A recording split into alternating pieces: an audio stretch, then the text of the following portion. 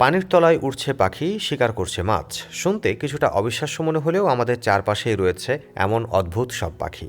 শুধু পানির তলায় গিয়ে শিকার করাই নয়, কোনো কোনো পাখি আবার মানুষের মতো শেখে পড়াশোনা। কেউ আবার বাসা বানায় ৩,০০০ কেজি ওজনের। বিস্ময় জাগানো এসব পাখিদের নিয়েই আমাদের আজকের বিশেষ আয়োজন। ছোট্ট এই ডানাওয়ালা পাখিটার নাম পাফিন। এর বসবাস সামুদ্রিক অঞ্চলগুলোতে। মাছ শিকারের এই পাখি হার মানাবে দক্ষ শিকারীকেও।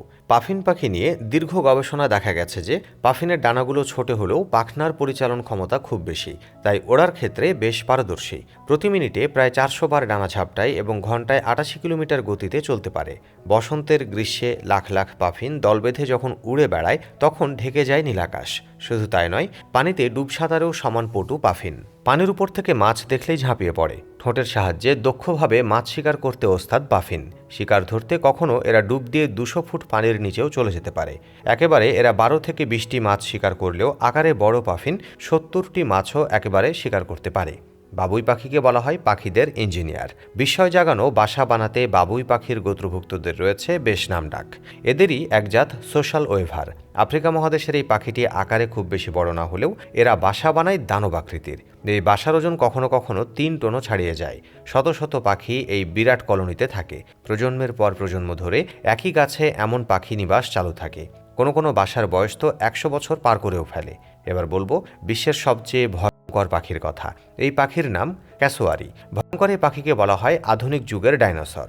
অন্যান্য পাখিকে তাড়িয়ে দিলে চলে যায়, কিন্তু ক্যাসোয়ারি পাখিকে তাড়ানোর চেষ্টা করলে সে বিরক্তও হয় এবং হিংস্র হয়ে যায়।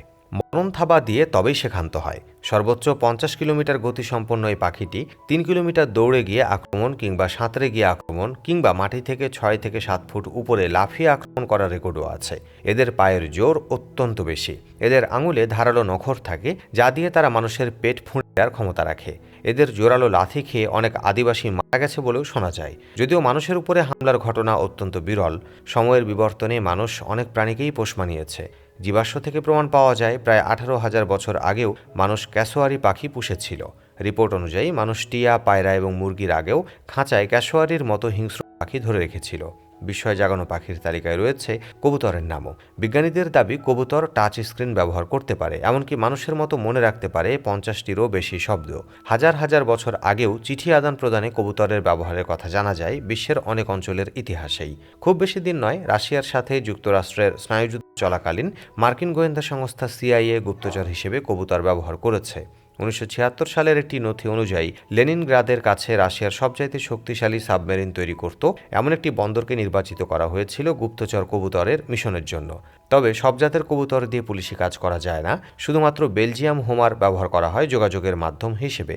অন্য কবুতরের সঙ্গে বেলজিয়াম হোমারের পার্থক্য হলো এটি ১৫ থেকে ২৫ মিনিটে ২৫ কিলোমিটার পথ পাড়ি দিতে পারে, আর এরা বেঁচে থাকে ২০ বছর পর্যন্ত। আবহাওয়া অনুকূলে থাকলে এটি বিরতি না দিয়ে ৫০০ মাইল পথ পাড়ি দিতে পারে, যেটা ঘন্টায় ৫৫ কিলোমিটার গতির মতো।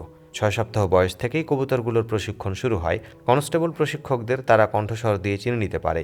এসবের বাহিরেও আরও এমন অনেক পাখি রয়েছে যাদের জীবনযাপন অবাক করবে যে কাউকে।